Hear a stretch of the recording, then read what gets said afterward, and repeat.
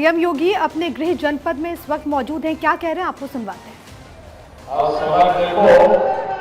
सड़क देखो ट्रांसपोर्ट नगर से तरकुलानी तक और मोतीराम अड्डा से तरकुलानी तक, क्या 2 लेन और 4 लेन की सड़क कर गई। ऐसा लगता है जैसे गोरखर की सड़क हो या लखनऊ की हजरतगंज की सड़क हो।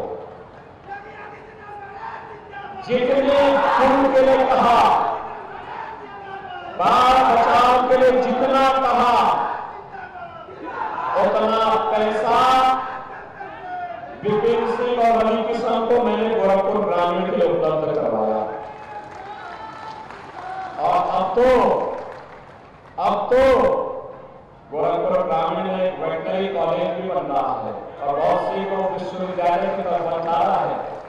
आप सोचो, गोरखपुर ग्रामीण विश्वविद्यालय वेटनरी विश्वविद्यालय, यानी उसमें जितने गाय भैंस मुर्गी बतख हाथी घोड़ा गधा जितना जीव जंतु है सबका उपचार होगा।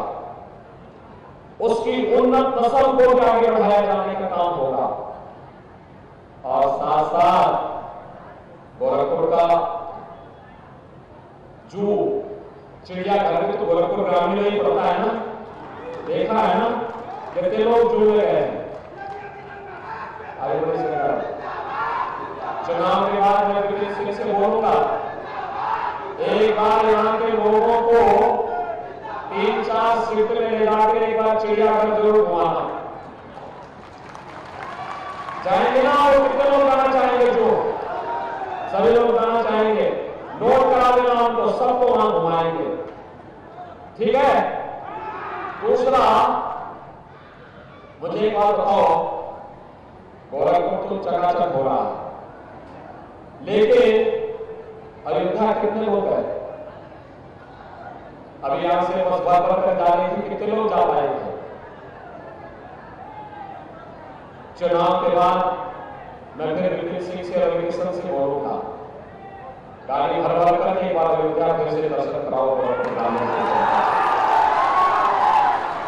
आज आप अयोध्या जाएंगे, आज आप अयोध्या जाएंगे बहनों भाइयों, आज अगर आप अयोध्या जाएंगे ऐसे लगेगा जैसे प्रभु राम जब जन्म लिए होंगे ना अयोध्या में, जैसे उस समय की अयोध्या थी, ऐसी जगमगाती अयोध्या आपको दिखाई देगी। आप मुझे बताओ, अयोध्या में राम लला विराजमान हो गए, इसका पुण्य किसको प्राप्त होगा? इसका श्रेय किसको जाता है? बहनों भाइयों, मोदी जी का नेतृत्व है, लेकिन श्रेय आपको जाता है क्योंकि मोदी जी और योगी जी को ताकत आपने दी है। कमल चुनाव चिन्ह पर जो भी वोट जाता है, जो भी वोट जाता है, वह सीधे मोदी जी के पास और योगी जी के पास ही जाता है। अब आप देखो, एक वोट विकास भी करा रहा है और आपको पुण्य का भागीदार भी बना देगा ना। आज आप कह सकते हैं अपनी वर्तमान पीढ़ी को और भावी पीढ़ी को भी, अयोध्या में राम मंदिर हमने बनाया है। बोलिए, वो बोलेंगे कैसे? कहना मोदी जी को प्रधानमंत्री बनाकर और योगी जी को मुख्यमंत्री बनाकर के हमने अयोध्या में राम मंदिर बनाया है और इस सड़कें बनाई है, स्कूल कॉलेज बनाए हैं, पुल पुलिया बनाए हैं, तरकुलानी का रेगुलेटर बनाया है, हर घर नल की योजना का बना करके घर घर में शुद्ध पानी पहुंचाया है और माफिया को भी, मच्छर को भी समाप्त करके इंसेफ्लाइटिस को भी समाप्त किया। बोल सकते हैं ना? बोल सकते हैं ना? बहनों भाइयों, एक तरफ मोदी जी के नेतृत्व में देश का सम्मान बढ़ रहा है, देश की सीमाएं सुरक्षित हो रही है, आतंकवाद और नक्सलवाद समाप्त हुआ है, विकास के बड़े बड़े कार्य हो रहे हैं।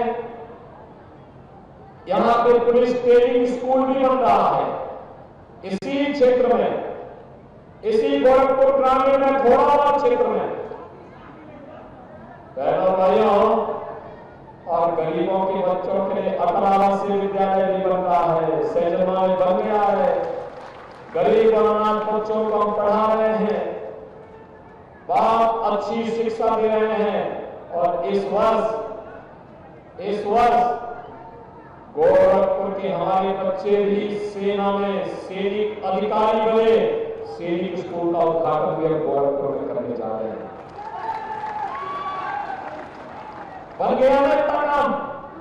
अब तो एम्स भी है गोरखपुर में, फर्टिलाइजर भी, चीनी मिल भी, सड़कें चौड़ी, अच्छी ट्रेन। और मुंबई जाना हो तो 1.5 से 2 घंटे में आप सीधे प्लेन में बैठी मुंबई की यात्रा। आप में से कितने लोग हैं जिन्होंने रविकिशन की फिल्म देखी? पैसा देकर फ्री में चुनाव के बाद फ्री में दिखाएंगे आपको इसको। आप में से कितने लोग हैं जो उनके साथ फिल्म में काम करना चाहते हैं, जिसमें आप नायक रहे वो खलनायक रहे? कितने लोग रहेंगे इसे? अरे नायक तो एक ही होगा।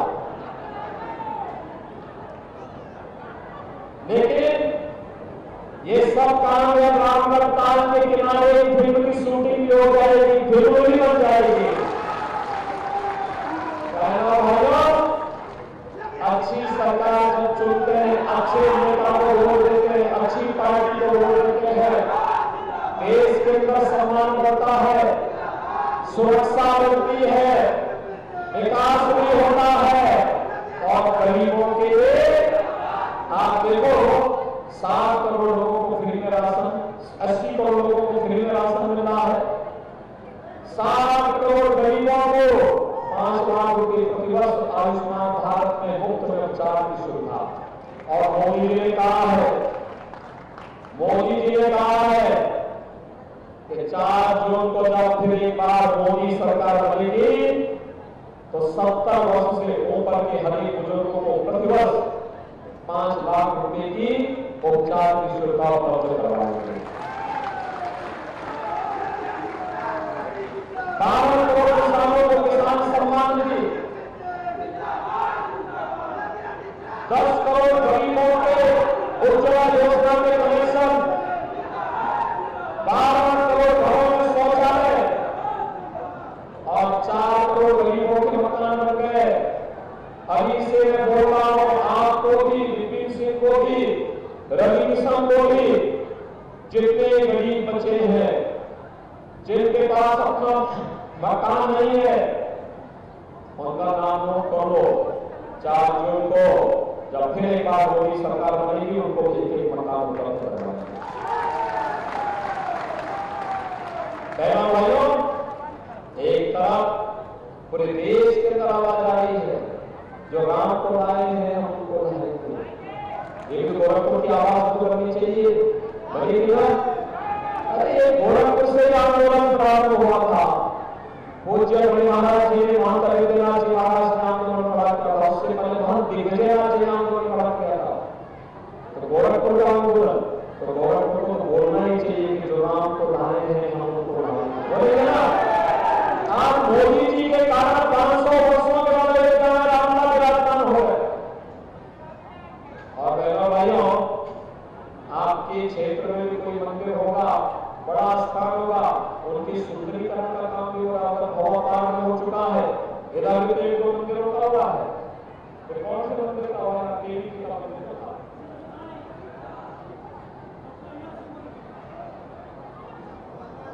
ये मुक्तेश्वर यहाँ की देवी का मंदिर है।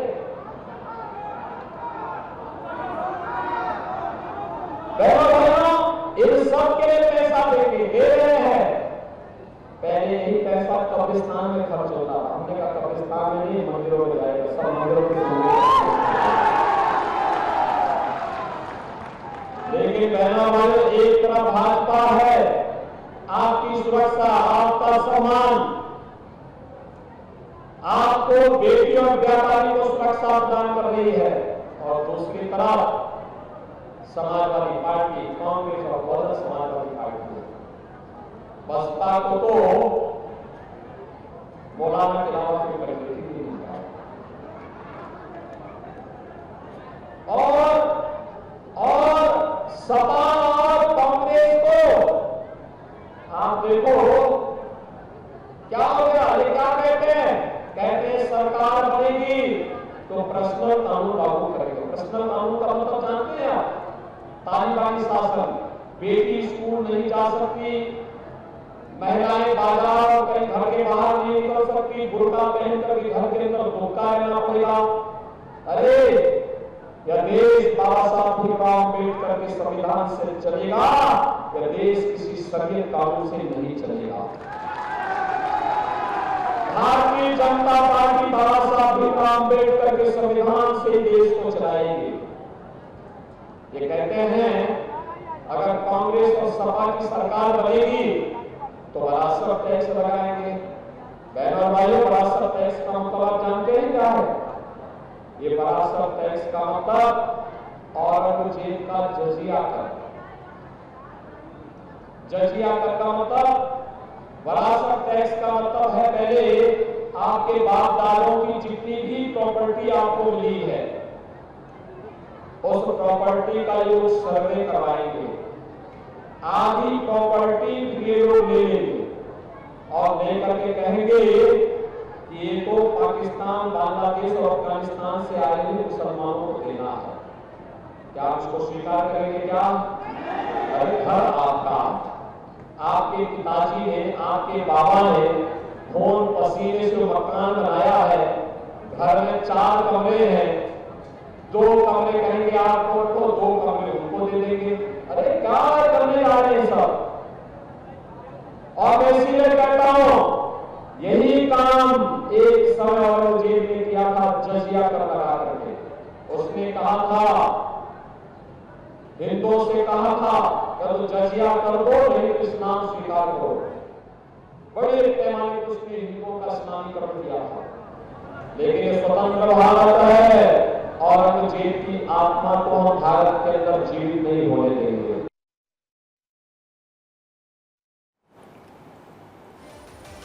सीएम योगी आदित्यनाथ को अभी आप सुन रहे थे विपक्ष पर जोरदार हमला बोलते हुए। गोरखपुर में इस वक्त योगी आदित्यनाथ की मौजूदगी। उन्होंने कहा कि देश बाबा साहेब के संविधान से चलेगा। विपक्ष के हर सवाल पर तीखा वार करते हुए मुख्यमंत्री योगी आदित्यनाथ और साथ ही साथ कांग्रेस पर जोरदार हमला बोलते हुए, समाजवादी पार्टी को घेरते हुए और ये कहते हुए कि आपकी संपत्ति कांग्रेस अपने वोट बैंक को दे देगी। संपत्ति और विरासत कर को लेकर के भी इस दौरान योगी आदित्यनाथ ने जोरदार हमला बोला। अयोध्या के रामलला का भी उन्होंने इस दौरान जिक्र किया।